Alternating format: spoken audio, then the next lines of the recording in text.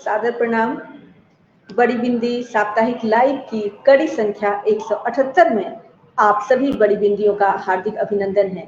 आज हमारे साथ जुड़ी हैं अतिथि के रूप में बड़ी बिंदी जया केतकी शर्मा, जिन्हें आप लोग अक्षरा पत्रिका के संपादक के रूप में भी जानते हैं। इनके व्यक्तित्व के कई आयाम हैं और इन्हीं आयामों को ध्यान में रखते हुए मैंने आज का विषय रखा है साहित्य और पत्रकारिता के विविध आयाम। मैम, बड़ी बिंदी साप्ताहिक लाइव के इस एपिसोड 178 में आपका हार्दिक अभिनंदन है। बहुत आभार आपका विभा जी, और मेरे से पहले आए 177 जो यहाँ पर व्यक्तित्व रहे हैं उनको भी मैं सादर प्रणाम करती हूँ। अभिभूत हूँ कि मुझे आज ये अवसर मिला आप सबसे अपने विचार साझा करने का। मित्रों, जयशंकर प्रसाद जी ने लिखा था, इस पथ का उद्देश्य नहीं है श्रांत भवन में टिक रहना, किंतु पहुंचना उस सीमा तक जिसके आगे राह नहीं।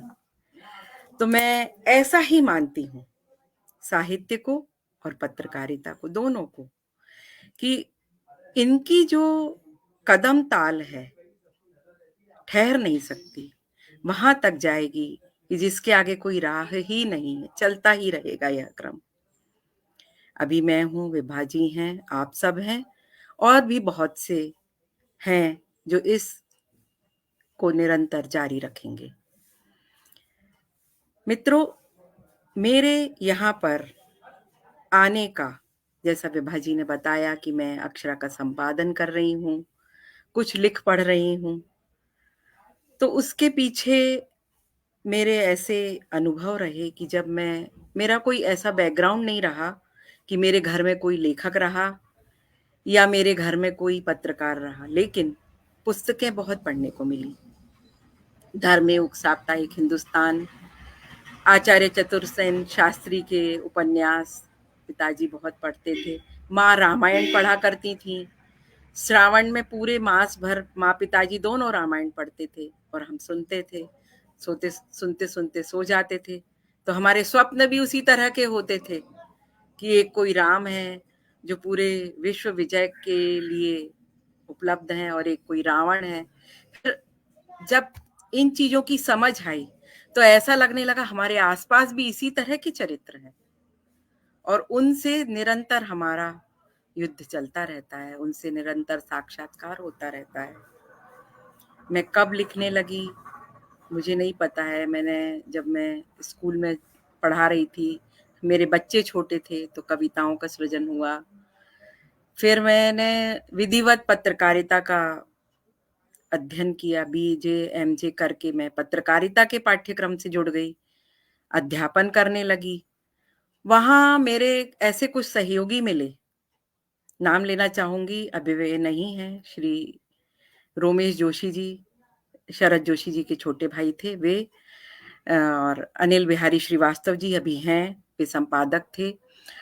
सनत कुमार जैन, इन सब लोगों ने, राधा कृष्ण गुरु, इन सब लोगों ने मुझ में ऐसी कुछ क्षमता देखी कि हाँ मैं लिख सकती हूँ। और जोशी सर ने तो मुझे आदेश ही दे दिया, चलो अब तुम 2-4 दिन में मुझे एक कहानी लिख के दिखाओ। मैंने स्वीकार कर लिया और मैं 2-4 दिन क्या, 1 सप्ताह के बाद करीब 16 पृष्ठ की एक कहानी हाथ से लेकर गई। बहुत तारीफ की उन्होंने मेरी। फिर उन्होंने मुझसे कहा कि अब तुम ऐसा करना, इसको रख दो और 15 दिन बाद उठाना। मैंने कहा ठीक है, कुछ तो होगा, पता नहीं क्या हो जाएगा 15 दिन बाद। फिर मैंने 15 दिन बाद उसे उठाया, पढ़ा फिर से, तो मुझे लगा बहुत सारे शब्द ऐसे हैं जिनकी तो आवश्यकता ही नहीं है।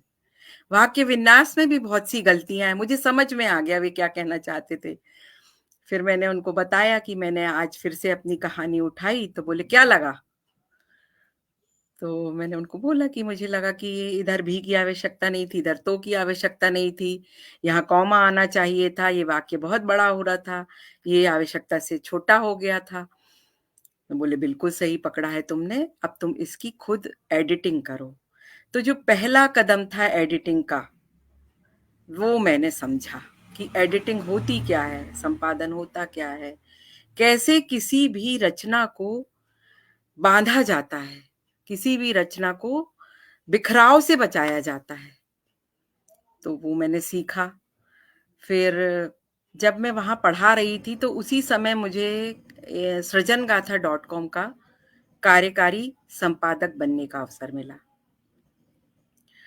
और उस दौरान मैंने बहुत से साहित्यकारों के साक्षात्कार किए, क्योंकि उस .com पर मतलब सृजनगाथा पर भी ये प्रकाशित किए जाते थे।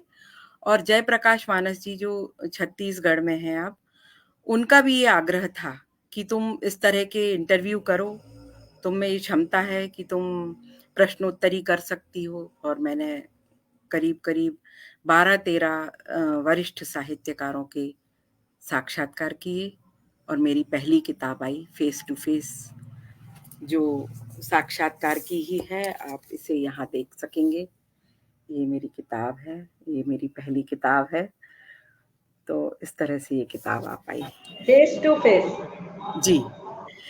अब मैम उस समय बहुत मैं अच्छी शुरुआत आपने की, जी, जिसमें जो संपादन के पहले टास्क को आपने जिस बखूबी से समझाया, मुझे महावीर प्रसाद द्विवेदी याद आ रहे हैं, क्योंकि हम सब लोग जानते हैं कि सरस्वती पत्रिका के संपादन के दौरान उन्होंने नहीं, कितने बिल्कुल। लेखक तैयार किए।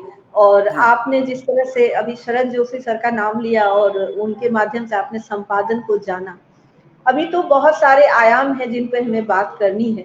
बात संपादन की चली है, तो मैं आपसे ये पूछना चाहूंगी कि जो एक नया संपादक है, चाहे वो पुस्तक संपादित कर रहा हो या किसी पत्रिका का संपादन कर रहा हो, उसे किन बातों का ध्यान रखना चाहिए? और एक लेखक को अपनी रचना किसी भी संपादक को देने से पहले, दो प्रश्न मैं एक साथ पूछ ले रही हूँ।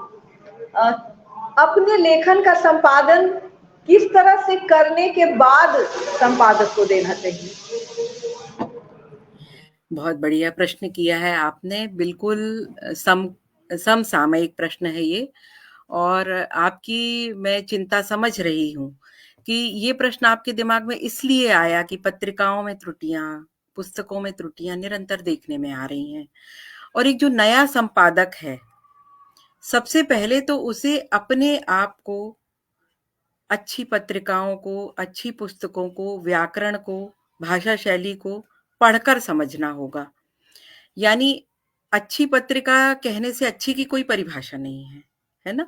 तो हम कहना चाहेंगे कोई प्रतिष्ठित पत्रिका देखें। अक्षरा का नाम मैं अवश्य लूँगी। बहुत ही त्रुटि से मतलब त्रुटियाँ ना रहने वाली ऐसी पत्रिका है वो, जिसमें कोई त्रुटि ना हो, ऐसा प्रयास किया जा रहा है। और जब हम अपनी कोई रचना प्रस्तुत करते हैं, तो उसमें आपको देखना चाहिए कि आपने जो शब्द समायोजन किया है, वह सही है या नहीं। फिर जब वो संपादक के पास जाएगी, तो वो संपादक अपनी दृष्टि से देखेगा, लेकिन आपको देखना चाहिए कि मात्राओं की कोई गलतियाँ तो नहीं है। यदि जैसे जिस शब्द में छोटी ई की मात्रा आनी चाहिए, उसमें छोटी ई ही लगाइए। और जहाँ बड़ी ई का उपयोग होना चाहिए, ये सबसे बड़ी गलतियाँ हैं जो मुझे देखने में आती हैं। छोटा ऊ, बड़ा ऊ, छोटी ई और बड़ी ई, ये सबसे ज़्यादा गलतियाँ करते हैं। और फिर गलतियाँ करते हैं चंद्र बिंदी और सामान्य बिंदी की। जैसे देखिए, अगर हम लिख रहे हैं, एक शब्द हम लिख रहे हैं बंधु, तो हम उसपे केवल बिंदी लगाएँगे और धा में छोटा ऊ लगाएँगे, है ना? फिर यदि हम लिख रहे हैं बाँध, तो अब देखिए बांध में भी आपने अगर बिंदी लगा दी तो उसका कैसा प्रोनाउंसिएशन होगा, कैसा उच्चारण होगा। तो उसके उसमें चंद्र बिंदु ही लगाना आवश्यक है। बहुत से शब्द हैं, हंस है, हंस पत्रिका हम पढ़ते हैं कि नहीं? हंस है, उसमें चंद्र बिंदी नहीं लगी है। और आप जब कह रहे हैं हंसना, तो आपको चंद्र बिंदी लगाना चाहिए। ये बहुत बड़ी गलतियां मैं आपको बता रही हूँ। ये अभी मैंने वर्तमान की जो पिछले महीने की कुछ पत्रिकाएं पढ़ी, बड़ी प्रतिष्ठित पत्रिकाएं जो 100 साल पूरे करने वाली हैं, उनमें भी ये त्रुटियां मुझे देखने को मिली। और एक रूपता की बात करूंगी मैं, जब संपादन हम करते हैं, तो पत्रिका के पहले पृष्ठ से लेकर अंतिम पृष्ठ तक एक रूपता होनी चाहिए। अगर आपने हर जगह जहां पर चंद्र बिंदी लगनी चाहिए लगाई है तो अंत तक उसी को रखिए। ऐसा नहीं कि कहीं आप हंस लिख दें, हंस को, और कहीं हंस लिखें, कहीं आप बंध लिख दें, कहीं बंध लिख दें, है ना। फिर उसके बाद सानिध्य शब्द का मैं यहाँ पर आपसे बात करना चाहूंगी। हमेशा सानिध्य शब्द में बहुत त्रुटियां आती हैं, उसमें 2 ना आने चाहिए अनुसार के हिसाब से, लेकिन लोग नहीं लगाते हैं। लोग एक ना लगा के फुर्सत पा लेते हैं। फिर सन्यासी, जब आप देखिए सन्यासी लिखते हैं तो सन और न्यासी है ना, दोनों जुड़े शब्द हैं। तो सन यानी सा के ऊपर बिंदी, और न्यासी, तो ये भी गलतियां करते हैं लोग, सन्यासी लिख दिया उन्होंने स और न्यासी, और सन्यासी पढ़ते हैं उसको। तो ये छोटी छोटी सी बातें हैं। और संपादन में तो आपको अगर आप बिल्कुल ऐसे संपादक बनना चाहते हैं कि जो पूरा काम देख सके पत्रिका का, तो आपको कंप्यूटर फैमिलियर भी होना चाहिए। आपको आज के समय के हिसाब से अपने आप को अपडेट करना बहुत जरूरी है। आप ये नहीं कह सकते कि ये ऑनलाइन गलती आई थी, इसको हम सुधार नहीं पाए। मैं अपनी बात करूंगी कि जैसे मैं पत्रिका का फाइनल प्रूफ पूरा कंप्यूटर पे देखती हूँ, ताकि आखिरी जो प्रूफ है वो भी मेरे सामने से गुजरे। कई बार क्या होता है, आपने पत्रिका भेज दी, उन्होंने कन्वर्ट किया, कन्वर्ट करके कोरल में लगाया, तो कई शब्द बदल जाते हैं, शीर्षक के कई अक्षर बदल जाते हैं। मतलब जैसे आपने श शलगम का लिखा है, आप मेरी बात से सहमत होंगे, जो लोग कंप्यूटर को भी जानते हैं, वो जरूर बदल जाता है। श शलगम का षटकोण का हो जाता है, और षटकोण का श शलगम का। जो ड़ है, ड़ शब्द पेड़ में जो आता है ड़, वो क्वेश्चन मार्क बन जाता है। जो उत्तर है वो अजीब तरह का कुछ टी और आई ऐसा कोई शब्द बन जाता है। तो ये सब चीजें भी आप में होनी चाहिए। और एक ही मैं बात कहूंगी कि आप अपने आप को अपडेट रखिए, ज्यादा से ज्यादा पढ़िए। कहीं भी थोड़ा सा भी अगर आपको लगता है कि कंफ्यूजन है, तो आप सहायता ले सकते हैं अपने किसी प्रतिष्ठित व्यक्तित्व की, किसी शब्दकोश की। ये सारी बातें हैं। बात आपने बिल्कुल नींव से शुरू कर दी मैम। व्याकरण एक ऐसा पक्ष है साहित्य का, भाषा का, पत्रकारिता का, जिसकी अभी लगातार उपेक्षा हो रही है। एक दिन चर्चा चली थी सौहार्द शब्द पर, और हमारे कुछ साथी बहस करने में लगे थे। कुछ लोगों का कहना था कि ऊपर रेप भी लगेगा और द में द्र की मात्रा भी लगेगी। जब बहुत हो गया तो मैंने कहा सौहार्द होता है, सौहार्द नहीं होता, क्योंकि सुहृद विशेषण है जिससे सौहार्द संज्ञा बना है।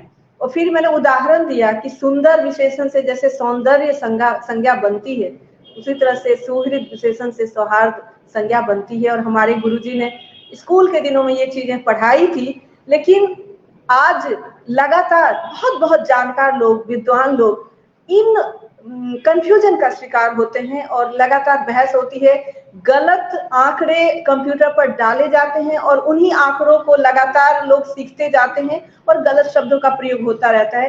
तो बहुत अच्छी आपने शुरुआत कर दी, एकदम मेरे मन की बात कह दी आपने कि वर्तनी व्याकरण की उपेक्षा करके हम साहित्य, पत्रकारिता और भाषा की नींव खड़ी नहीं कर सकते। तो सबसे महत्वपूर्ण आयाम जिसको हम नींव कह सकते हैं व्याकरण है, जिसमें आपने अनुस्वार और अनुनासिक वाला भी बहुत अच्छा उदाहरण दिया। तो ये तो हो गया पहला आधार, व्याकरण को हम आधार मान लें।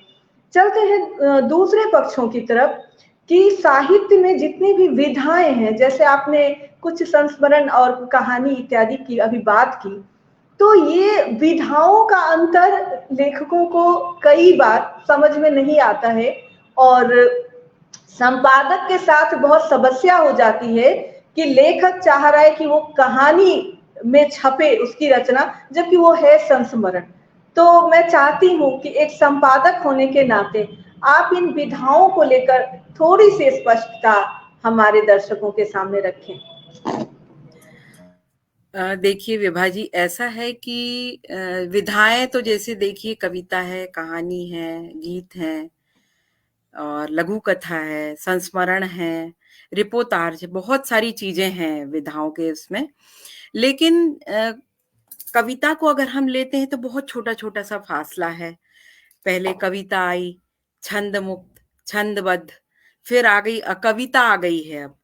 कि जिसका जो नई कविता आई फिर अब अकविता। जैसे कि किसी कुछ नहीं है, ऐसा लग रहा है एक गद्य है, उसका पाठ हो रहा है।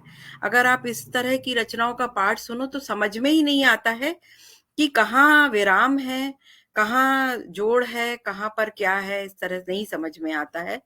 लेकिन फिर भी लोग लिख रहे हैं कि आ रही हैं रचनाएँ, प्रकाशित हो रही हैं, पुस्तकें आ रही हैं, अवार्ड मिल रहे हैं, आयोजन हो रहे हैं, पुरस्कार वितरण हो रहे हैं। और जैसे कहानी की बात करें तो कहानी के तत्व कहानी में होना चाहिए। पहली बात तो ये है कि जैसे कहन है, कहानी में एक कथानक होना चाहिए कि मान लीजिए आपने आसपास से ही कोई कथानक उठा लिया है। हम समाज में रहते हैं, तो कहानी का कथानक समाज का होना चाहिए, पहली चीज़ ये है। फिर दूसरी चीज़ ये है कि उसमें भाषा और शैली, आप भाषा की पकड़ लगातार ऐसी रोचक बनाए रखें कि वो अंत तक जाके और जो पाठक है या उस कहानी का कहीं पाठ हो रहा है तो जो श्रोता है वो मंत्रमुग्ध हो जाए और सुनता रहे उसको, उस कहानी को, और उसको ऐसा लगे कि अंत में जाके जब वो कहानी पूरी हो तो उसको ऐसा लगे कि ये क्या था। उसके मन में कहानी को सुनकर कभी कोई प्रश्न उत्पन्न हो, कभी कई कहानियाँ ऐसी होती कि जिसके अंत से हम लगभग अ, हम सहमत नहीं हो पाते हैं। मेरे पास कई कहानियाँ ऐसी आती हैं, मैं उनको वापस लिखती हूँ कि क्या आप इसके अंत पर पुनर्विचार करेंगे? कई बार कहानियाँ ऐसी आती हैं कि जो कहानीकार है वो भटक जाता है और अपनी उसमें बात करने लगता है। एक एक होता है जो खुद कथा लिख रहा है, मैं स्वरूप में, और एक होता है कि वो दूसरे की बात कर रहा है। तो जब हम दूसरे का कथानक लेके कि हम उसके बारे में बात कर रहे हैं, उसने ऐसा किया था, इस तरह से उसके साथ हुआ और इस तरह का विवरण लिखते हैं, तो उसमें जब मैं आए तो वो परिवर्तन अलग से दिखे कि मैं इसके बारे में ये सोचता हूँ, वो मैं मेरे साथ जब ऐसा हुआ तो ऐसा लगा। इसको भी पूरा घाल-मेल करके चल रहा है लेखक, तो वो ना कभी कहानी लगती है, ना कभी संस्मरण। तो हम उनसे फिर कहते हैं कि एक बार विचार करिए, नहीं तो हम इसे संस्मरण में प्रकाशित करेंगे। तो हर विधा पर बहुत विस्तार से चर्चा की जा सकती है। फिर हम कहानी के बहुत से परिदृश्य हैं, उन पर बात कर सकते हैं।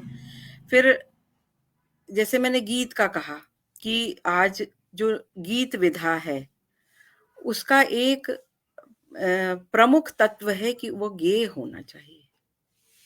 लेकिन अभी कुछ गीत ऐसे भी पढ़ने में आते हैं कि वो तुकांत तो हैं, लेकिन वो गेय नहीं है, फिर भी वो गीत में गिने जा रहे हैं।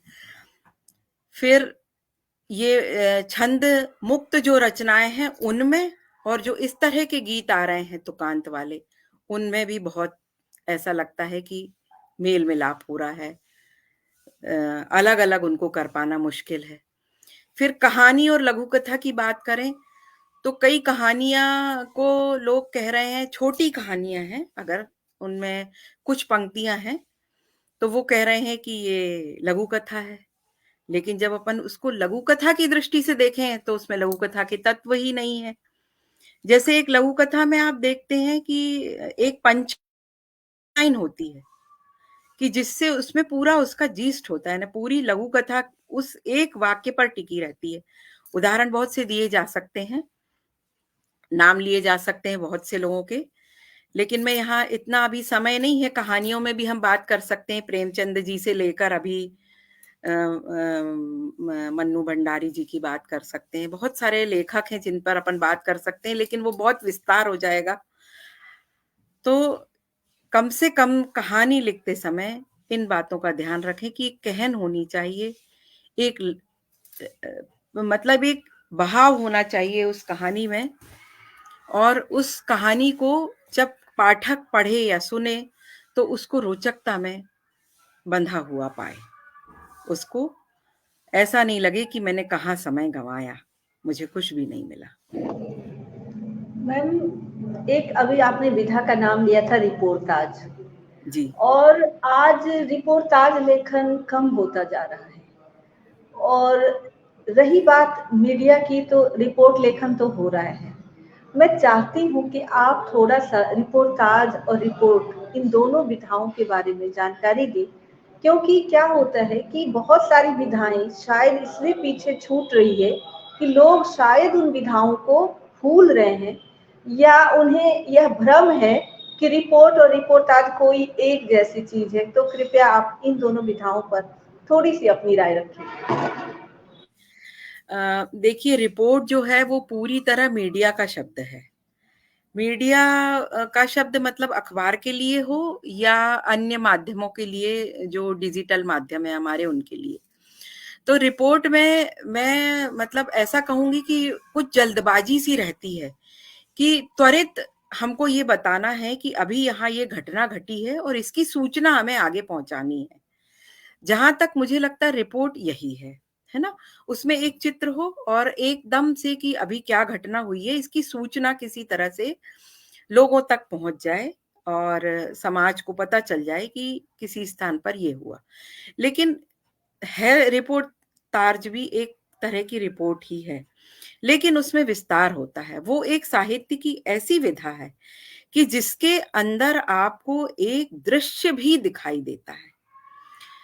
दृश्य का मतलब ये है कि एक यदि कोई घटना घटी है तो उसका इतना सचित्र विवरण रहता है कि उसके एक-एक पल का, मतलब एक-एक क्षण का, कि इस तरह से ये आरंभ हुआ, फिर ये हुआ, फिर कोई आया। जैसे मैं उदाहरण एक कार्यक्रम का देना चाहूंगी कि मान लीजिए हमारे यहाँ अभी दीपावली मिलन समारोह हुआ।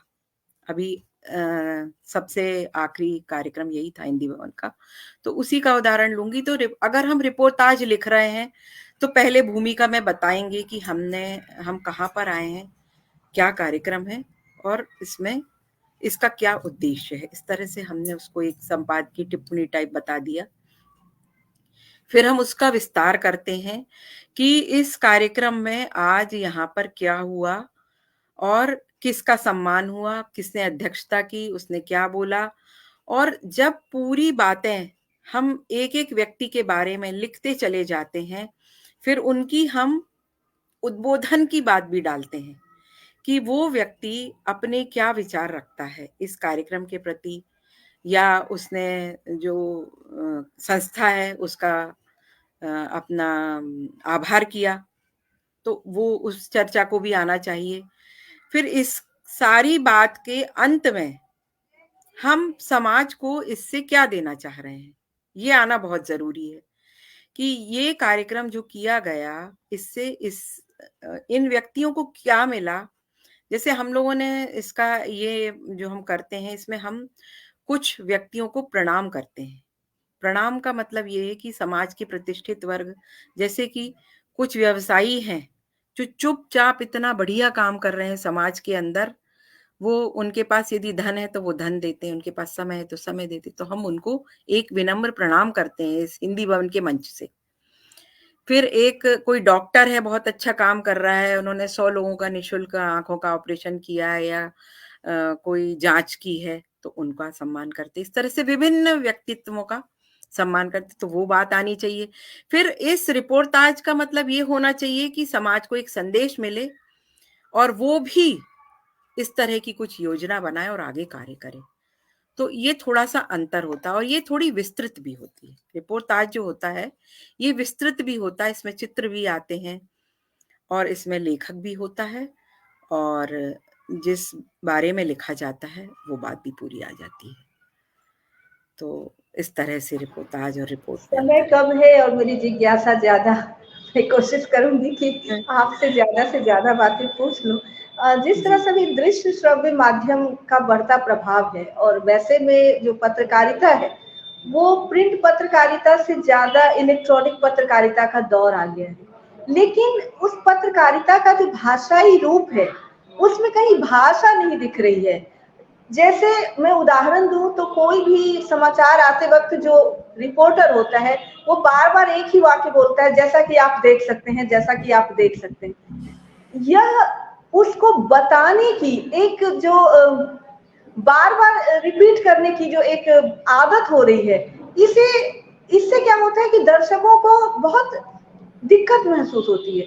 उसे ऐसा लगता है कि यह पत्रकार कुछ अपनी ओर से कहने की बजाय एक ही बात कह रहा है। तो ये इसे क्या भाषा के क्षरण के रूप में देखें, या पत्रकारिता में अब भाषा की भूमिका हट करके सिर्फ दृश्य हो गई है, इस रूप में समझें। मुझे लगता है कि इलेक्ट्रॉनिक पत्रकारिता को अभी बहुत ज्यादा विकसित करने के लिए उसकी एक खास भाषा विकसित करने की आवश्यकता है। आप इस पर क्या कहेंगी? विभा जी, ऐसा है कि जो पत्रकारिता है, खासकर मैं समाचारों की अगर बात करूं तो डिजिटल माध्यम के समाचार यानी कंप्यूटर के और टीवी के जो समाचार हैं, मोबाइल के समाचार हैं, इनमें बहुत ज्यादा दिखावा आरंभ हो गया है। आप देखिए, विज्ञापन, पल पल विज्ञापन आते हैं, है ना। समाचार, पहले समाचार का अर्थ ये होता था कि कोई भी बात जो है वो एक रूप में बताते जाते थे कि ऐसा हुआ, ऐसा हुआ, ऐसा हुआ, इतने स्थानों पर ऐसा हुआ। अभी आप देखिए, उसको वो बताते हैं 100 खबरें, 50 खबरें, 1 मिनट में 100 खबरें, इसमें वो छोटा छोटा छोटा छोटा उसका वो बता देते हैं कि कहाँ कहाँ क्या क्या घटना हुई है, बस उसकी एक लाइन उन्होंने बता दी। फिर जब वो विस्तार में जाते हैं तो उसमें उनके वो जो पूरे, आप जो एक बात कह रही हैं ना कि बार बार वो कहते हैं जैसा कि आप देख रहे हैं, जैसा कि आप देख रहे हैं, तो पूरी तरह से समाचार का जो है वो दृश्य रूपांतरण हो गया है। यानी उसमें जो कहना है वो बात भी वो नहीं कहते हैं और आप उसको देख के समझ जाइए कि ये ऐसा हो रहा है। और वो अपनी भूमिका बनाए रखने के लिए, अपनी उपस्थिति बनाए रखने के लिए कहते जाते हैं कि जैसा कि आप देख रहे हैं, जैसा कि आप देख रहे हैं। तो मुझे अभी आपकी बात से मैं पूरी तरह सहमत हूं कि यदि हिंदी का समाचार है तो हिंदी भाषा का गौरव बना रहे। अंग्रेजी की भाषा के समाचार हैं तो अंग्रेजी भाषा का गौरव बना रहे। एक बात मैं यहाँ कहूंगी, अभी आप देखिए विज्ञापन में बहुत परिवर्तन आया है। आज से 10 वर्ष पीछे, 10 से ज्यादा नहीं हुआ होगा, 10 वर्ष पीछे आप विज्ञापन देखते थे तो उसकी पंचलाइन अंग्रेजी में होती थी।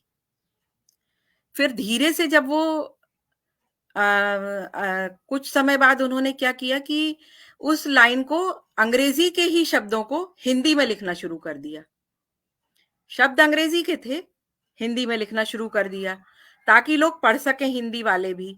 लेकिन अब आप देखिए, ज्यादा से ज्यादा विज्ञापन हिंदी की पंचलाइन से प्रस्तुत हो रहे हैं। कारण हमारी हिंदी भाषा बाजार की भाषा बनते जा रही है। गर्व की बात है ये। और अगर आप आंकड़ों की बात करेंगी तो आप देखेंगी कि विश्व के 200 से अधिक विश्वविद्यालय हिंदी भाषा को पढ़ाने का प्रयास कर रहे हैं। क्यों कर रहे हैं? क्योंकि विश्व में अभी हिंदी का स्तर, हमारे देश का स्तर सबसे ऊंचा हो रहा है। आप देखिए, सारा विश्व हमारे यहाँ व्यवसाय करने के लिए बिल्कुल लालायित है कि हम भारत के साथ व्यापार करें। हर तरह का आप देखिए, वैश्विक व्यापार जो है वो भारत से जुड़ना चाहता है, जुड़ता चला जा रहा है। तो ये हमारे लिए गर्व की बात है और कहीं ना कहीं हिंदी के लिए भी ये गर्व की बात है। हिंदी फिल्मों की बात करना बहुत जरूरी है कि हिंदी फिल्में हमारे देश से अधिक विश्व के देशों में देखी जा रही हैं। हमारा गाना, जो हिंदी फिल्मों का गाना होता है, सबसे ज्यादा प्रचलित होता है। अभी मैं बिल्कुल एक लेटेस्ट खबर दूंगी आपको कि जो बाहर के वेब सीरीज या अन्य जो कुछ शो कह लीजिए, उन पर हमारे गाने फिल्माए जा रहे हैं। मतलब दृश्य उनका रहता है, आर्टिस्ट उनके रहते हैं, गाना हमारा रहता है। तो ये क्या है? ये हमारी हिंदी के लिए गर्व की बात है। बस समझदारी की थोड़ी सी आवश्यकता है कि हम जो हिंदी के सिपाही हैं, कलम के सिपाही हैं, ये अपनी प्रतिबद्धता बनाए रखें कि हम समझौता नहीं करेंगे। हम चंद्रबिंदी के स्थान पर बिंदी नहीं लगाएंगे, हम सानिध्य वैसा ही लिखेंगे, हम सौहार्द वैसा ही लिखेंगे, दूसरों को भी प्रेरणा देंगे, महत्वपूर्ण में 2 ता लगाएंगे। देखिए, ये हमारा प्रयास कितना सफल होता है और आप और हम मिलकर काम करते रहेंगे।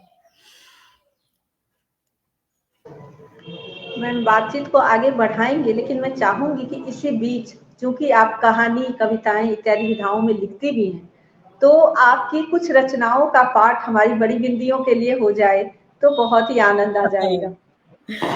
चलिए, मैं आपको सुनाती हूँ 1-2 कविताएं। एक अभी मेरी नई किताब आई है, ये देखिए, नींद नहीं आती है, ख्वाब चले आते हैं। ये मेरी अभी बिल्कुल लेटेस्ट किताब आई है और अभी 2 और आने को हैं। एक संस्मरण की किताब आ रही है और एक किताब आ रही समीक्षाओं की। अगर आप अक्षरा पढ़ते हैं तो देख रहे होंगे कि मैं निरंतर अभी समीक्षाएं लिख रही हूँ ताकि मेरा लेखन चलता रहे और वो किताब भी एक लगभग तैयार है। तो मैं अपनी इस पुस्तक की प्रमुख रचना पढ़ती हूँ आपके सामने। वैसे तो ये मैंने पहली बार जब पढ़ी थी आकाशवाणी में तो गाकर पढ़ी थी, पर अभी आपको ऐसे ही सुना रही हूँ। नींद नहीं आती है, ख्वाब चले आते हैं, धुंध की तरह से आकर छा जाते हैं। नींद नहीं आती है, ख्वाब चले आते हैं, धुंध की तरह से आकर छा जाते हैं। करते हैं अनजानी ख्वाहिशों को पूरा, एक नई आस जगा जाते हैं। नींद आती नहीं है, ख्वाब चले आते हैं। कोई इन्हें जागती आंखों का सपना कहता, कोई निर्माण की नवीन राह कहता है। हम इसे कुछ भी कहें, कहते रहें, ये हर बात को पहले ही बता जाते हैं। नींद आती नहीं है, ख्वाब चले आते हैं। जब भी वो आए ख्वाब में मेरे, लिख गए एक नया अफसाना। प्यार क्या है, प्यार के रंग क्या है, हमें ख्वाबों में बता जाते हैं। नींद आती नहीं है, ख्वाब चले आते हैं। तो ये मेरी एक रचना थी इस पुस्तक से और इसी पुस्तक से एक और रचना पढ़ना चाहूंगी जो मैंने किसी अन्य भाव में लिखी है। शीर्षक है जहां से मैं गुजरता हूं।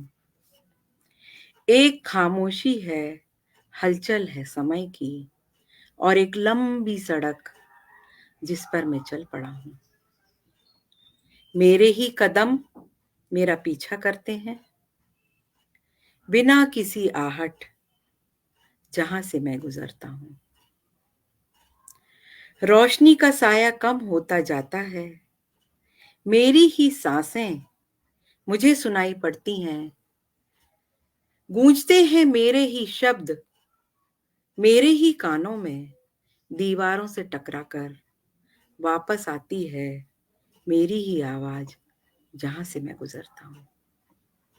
मैं चुप हूं, फिर भी बहुत कुछ कहती हैं मेरी आंखें, मुझे ही घूरती हैं आशंकित होकर, प्रश्न करती हैं मुझसे ही जहां से मैं गुजरता हूं। धन्यवाद। ये थी मेरी 2 रचनाएं। कैसी लगी अपने आप सुझाव दीजिएगा। क्या विभा जी मैं एक और रचना पढ़ सकती हूँ? जी बिल्कुल।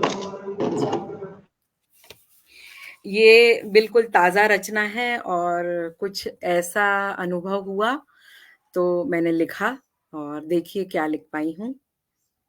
कठोरता इसका शीर्षक है। सबसे पहले देखी पत्थर में, भगवान बनाकर पूजने लगी। कठोरता सबसे पहले देखी पत्थर में, भगवान बना के पूजने लगी। फिर लोहा कठोर लगा, औजार बना डाले कई। लकड़ी जब कठोर लगी, तराश कर सहेज लिया। जल भी कठोर लगा अपने बदले रूप में, यानी कि बर्फ। जल भी कठोर लगा अपने बदले रूप में, वह भी धीरे धीरे पिघल कर आ गया अपने स्वरूप में।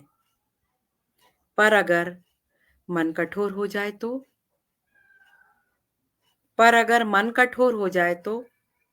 किसका, कब, कैसे हो सकता है इतना कठोर कि भूल जाए पीड़ा दूसरे की? देना बधाई शाबाशी, दुख में रोना, देना सांत्वना, धीरज बंधाना, सिसकना साथ साथ, थपथपाना पीठ, ढाढ़स बंधाकर लगा लेना सीने से, कहना मैं यही हूं, मैं यही तो हूं तुम्हारे आसपास। धन्यवाद।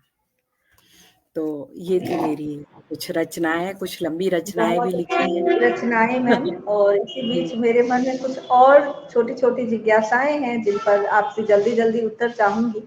जी बताएं। संपादकीय जो पत्रिका के लिए लिखी जाती है और हाँ, हाँ। संपादन जब किसी पुस्तक का करते हैं उसके लिए संपादकीय उसके लिए भी लिखी जाती है, इन दोनों में किन बातों का अंतर एक संपादक को ध्यान में रख करके संपादकीय लिखना चाहिए? बहुत महत्वपूर्ण प्रश्न, बहुत ज़्यादा महत्वपूर्ण। देखिए, जब हम पुस्तक की बात करते हैं और उसके लिए हमें संपादकीय लिखना है, तो जो पुस्तक के अंदर है, हमें उसकी बात करनी चाहिए कि मतलब कितनी रचनाएँ हैं, वो किस विषय पर हैं, कैसी हैं, उनके उनका झुकाव किस तरफ है, और थोड़ी-सी उसमें अपनी बात कह देनी चाहिए संपादक को कि मतलब एक अगर वो निष्पक्ष राय अपनी देना चाहे तो 2 पंक्तियों में वो भी ज़रूर है कि इसमें यदि ये भी होता। मैं अपनी ही पुस्तक का उदाहरण दूँगी। जब मेरी पहली पुस्तक, पहला कहानी संग्रह मैंने दादा कैलाश चंद्र पंत जी के सामने रखा, तो उन्होंने उसकी जो संपादकीय लिखी तो अंत में 2 लाइनें लिखी कि अब जो जया जी का कविता संग्रह कहानी संग्रह आएगा, तो हमें इससे और भी श्रेष्ठ रचनाएँ पढ़ने को मिलेंगी। तो इसमें उन्होंने बहुत कुछ कह दिया। तो ये एक बात है पुस्तक के संपादक की। और पत्रिका के संपादक की बात, बहुत सारी बातें हैं जो मुझे रखना है। पहली बात तो ये है कि संपादकीय ऐसी हो कि समसामयिक हो। यदि मासिक पत्रिका है तो हर माह संपादक को कुछ कहने मिल रहा है, समाज से, पाठकों से, मतलब बहुत कुछ परामर्श देने मिल रहा है, बहुत सारी देश की बात करने मिल रही, भाषा की बात करने मिल रही है, और हर हर मुद्दे पर बात की जा सकती, राजनीति भी क्यों ना हो, हर मुद्दे पर बात करने के लिए उसको अवसर मिल गया है। तो उसको, मासिक पत्रिका के संपादक को समसामयिक विषय पर संपादकीय लिखना चाहिए। इसमें महत्वपूर्ण यह है कि थोड़ी-सी बात अगर उस पत्रिका की भी आ जाए, तो बहुत ही अच्छा है। और जो भी बात आप रखें, वो शोध पूर्ण होनी चाहिए, यानी उसमें कोई त्रुटि नहीं होनी चाहिए। आप संपादक हैं, आपकी बात जो कोई पढ़ेगा, तो उसे वो एक अभीष्ट मानेगा, एक उसके लिए वो एक ऐसा पक्ष होगा कि हम वो उसका उपयोग अपने उसमें भी कर सकता है, कि उदाहरण दे सकता है उसका कि मैंने उस पत्रिका के उसमें ऐसा पढ़ा। तो ये दृष्टि एक उसको रखना बहुत ज़रूरी है। और शब्द और भाषा, इसकी तो बात है ही, उससे तो आप अलग जा ही नहीं सकते, कहीं कोई त्रुटि ना हो। और अगर आपने अंग्रेजी के शब्दों का प्रयोग किया भी है, हिंदी पत्रिका की जहाँ तक बात करूँगी, तो हिंदी रूपांतर भी उसका अवश्य प्रयोग करें। हम प्रयास यही करते हैं अक्षरा में। यदि हम करते हैं, तो हम करते हैं। और संपादक की जो दृष्टि है, वो उस दृष्टि से संपादकीय लिखी जाए, तो बहुत ही श्रेष्ठ संपादकीय होता है, और इसका ध्यान रखना चाहिए। और मैं एक एक और बात करूँगी सीमा की, कि बहुत बड़ी संपादकीय ना हो, जिससे उसको पढ़ के उसका उपयोग हो सके। ये 2 महत्वपूर्ण बातें हैं, पुस्तक की संपादकीय और पत्रिका की संपादकीय की दृष्टि से। जी, और कोई प्रश्न यदि आपका हो तो? किसी भी पत्रिका पे स्थायी स्तंभ बहुत महत्वपूर्ण है। जब एक नया संपादक किसी पत्रिका का संपादन करता है, तो वह कैसे तय करे कि मुझे इस नई पत्रिका के लिए कौन-कौन से स्थायी स्तंभ रखने चाहिए। कई बार क्या करते हैं संपादक, कुछ 10-12 पत्रिकाओं को देखा और उन्हीं के तर्ज पर कोई स्थायी स्तंभ रख दिया, बिना यह सोचे कि मेरी पत्रिका का उद्देश्य क्या है। तो इस बारे में आप अपनी राय देंगे तो हम लोगों के लिए बहुत उपयोगी होगा। विभा जी, ऐसा है कि यदि पत्रिका साहित्यिक है तो साहित्य के बिंदु होना बहुत जरूरी है, यदि सामाजिक है तो समाज के बिंदु होना बहुत जरूरी। तो मैं इन दो बातों पर ही अभी इन्हीं दो तरह की पत्रिकाओं पे बात करूंगी कि जैसे साहित्यिक पत्रिका है तो आपको साहित्य की सभी विधाओं को समावेशित करने का प्रयास करना चाहिए, उसमें अनुवाद भी आवश्यक है। आप देखिए अन्य भाषाओं में भी बहुत अच्छा लिखा जा रहा है, तो क्यों उन भाषाओं की बात हमारे पाठकों तक ना पहुंचे, ये भी आपको एक दृष्टि रखनी चाहिए। तो मतलब कविता, कहानी, गीत, लघु कथा, और अगर आपके पास इतनी गुंजाइश है कि कुछ बच्चों की बात कर सकें, अलग से महिलाओं की बात कर सकें, तो उसको भी आप रख सकते हैं।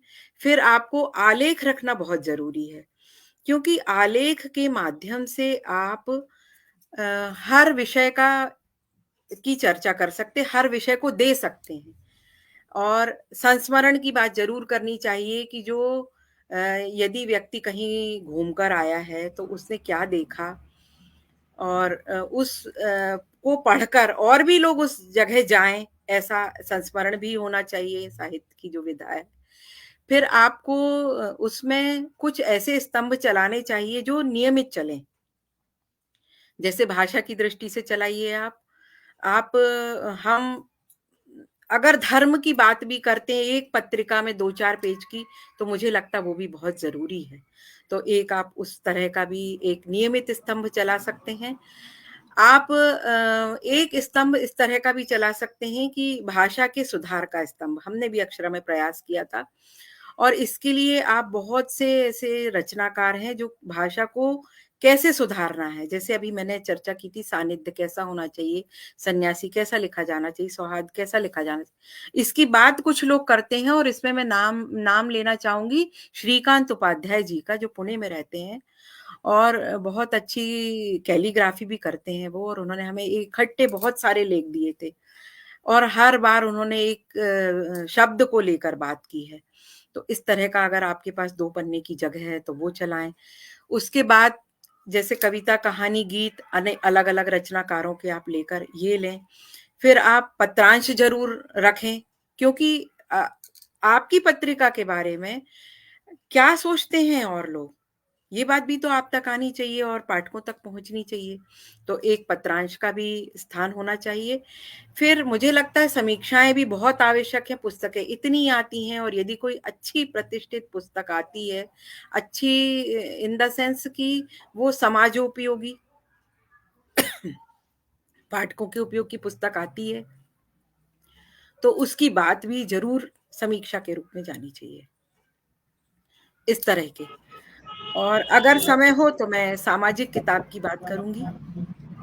जी, यदि मैम आप समय समाज की तो बहुत कम है और मेरे मन में प्रश्न बहुत हैं। मैं सारे प्रश्न नहीं ले पाऊंगी, लेकिन एक प्रश्न मैं आपसे जरूर पूछना चाहूंगी कि समसामयिक वातावरण को देखते हुए फीचर एक बहुत जरूरी विधा प्रतीत होती है, और जिस अनुपात में अभी फीचर लिखे जाने की आवश्यकता है उस अनुपात में नहीं लिखे जा रहे हैं। तो फीचर लेखन को बढ़ावा देने के लिए आपके पास क्या टिप्स हैं, और कैसे फीचर लेखन को हम लोग युवाओं को विशेष रूप से फीचर हाँ, लेखन के लिए प्रेरित। देखिए ऐसा है विभाजी कि फीचर लेखन जो है, फीचर लेखन उसमें लोग बहुत कम रुचि ले रहे हैं। मैं दो में तो मुझे बहुत कम लेखक दिखते हैं, एक तो रिपोर्टाज में और फीचर में, दोनों में बिल्कुल लेखक थोड़ा सा अंतर है और दोनों में बहुत कम अंतर है, लेकिन इसके लेखक भी बहुत कम हैं। क्यों? क्योंकि इसमें बहुत सारी बातों का ध्यान देना पड़ता है और दूसरा बहुत समय देना पड़ता है। अगर आपके मन में कहानी चल रही है तो आप कहानी का थोड़ा-सा स्लॉट लिख के रख लीजिए और फिर उसको आप विस्तार दे सकते हैं। संस्मरण में आपने बातें नोट कर ली और आप उनको विस्तार दे सकते हैं, लेकिन फीचर में ऐसा नहीं होता है। फीचर में ऐसा होता है कि आपको एक-एक दृश्य को मतलब एक-एक दृश्य को अपने शब्दों में ढालना है और शब्द भी उसके अनुरूप होने चाहिए। तो एक कठिन काम है। पहली बात तो सबसे बड़ी बात ये है कि आपके पास उसकी वोकैब्युलरी यानी आपके पास बहुत समृद्ध भाषा होनी चाहिए। फिर उसके बाद आपके पास समय होना चाहिए। फिर उसके लिए एक फीचर के लिए या एक रिपोर्टाज के लिए कम से कम 2-3 सिटिंग लगती हैं आपको। तब उसका एक कच्चा खाका आपके पास तैयार होता है। एक तो आप जहाँ जाएँगे, जहाँ का आपने दृश्य देखा है, आप उसकी जिसके बारे में लिखना चाह रही हैं, वहाँ आपको समय देना पड़ेगा। उसके बाद आपको लेखन का समय देना पड़ेगा, फिर उसके बाद आपको उसको प्रकाशित करने के स्वरूप में तैयार करना पड़ेगा।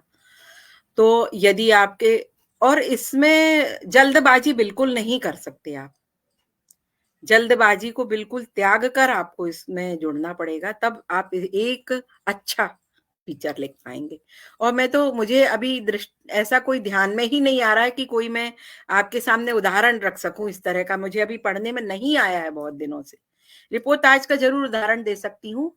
अक्षरा के इसी अंक में हमारे यहाँ पावस व्याख्यानमाला होती है। जैसे हिंदी भवन की अगर मैं बात करूँ, तो हम हिंदी के लिए ही कार्य करते हैं और 3 व्याख्यानमालाएँ करते हैं वर्ष भर में। एक पावस व्याख्यानमाला, जो हम 2 दिवसीय करते हैं, एक शरद व्याख्यानमाला 1 दिवसीय और एक वसंत व्याख्यानमाला 1 दिवसीय।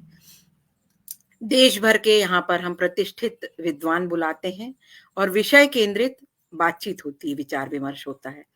कई सत्रों में बात होती है। तो उस पूरे पावस व्याख्यानमाला को, जो 2 दिवसीय पावस व्याख्यानमाला थी, उसका पूरा रिपोर्टाज अखिलेश श्रीवास्तव हैं, दादू भाई, जो आजकल जबलपुर में रहते हैं, उन्होंने लिख कर भेजा है और हमने उसको अक्षरा में प्रकाशित किया। एक शब्द भी हमने उनका एडिट नहीं किया है। पूरा जस का तस लेने का प्रयास किया है। तो उनका नाम लूँगी मैं यहाँ से और बाकी अभी मेरे पास कोई भी नहीं भेज रहा है। मेरे पास कहानियाँ आती हैं, संस्मरण आते हैं, कविताएँ, गीत ढेरों आते हैं।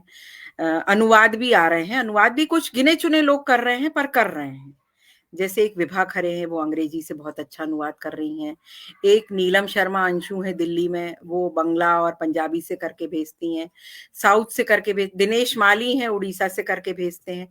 तो अनुवाद में भी हमारे पास काफ़ी समृद्ध रचनाएँ आती हैं। ललित निबंध छूट रहा था। ललित निबंध एक बहुत समृद्ध विधा है साहित्य की।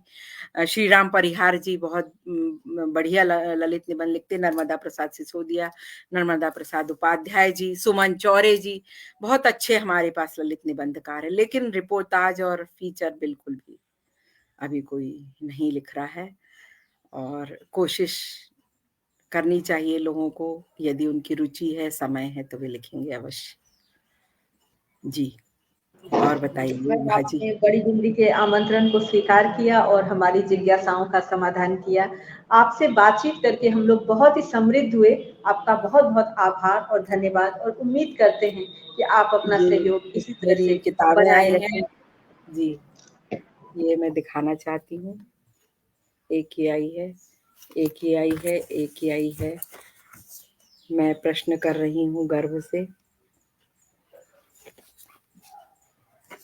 और एक ही आई है। इस तरह मेरी अभी ये 7 किताबें आ इन गई हैं और 2 पुस्तकों के लिए भी आपको हार्दिक शुभकामनाएं मैम। और आपसे रूबरू होकर के हम लोगों ने जो ज्ञान वर्धन किया है उसके लिए हम लोग दिल से आभारी हैं। बहुत धन्यवाद करते हैं आपका।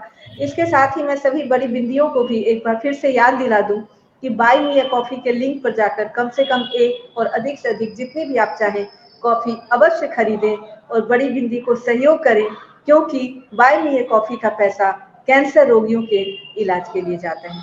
अगले रविवार मिलेंगे एक और अतिथि बड़ी बिंदी से। तब तक के लिए प्रणाम। सभी को प्रणाम, आपका आभार।